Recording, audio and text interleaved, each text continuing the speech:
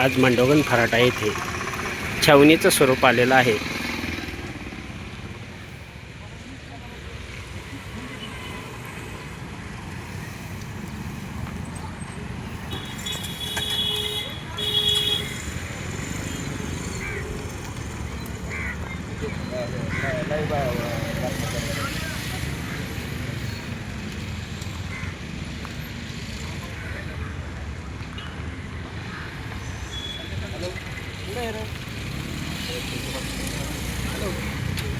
मांडोगण फराटा येथे घडलेल्या घटनेमुळे आज SP गिल यांनी भेट दिली आणि यानंतर या ठिकाणी बंदोबस्तासाठी असलेला हा पोलीस बंदोबस्त आपण पाहत आहोत.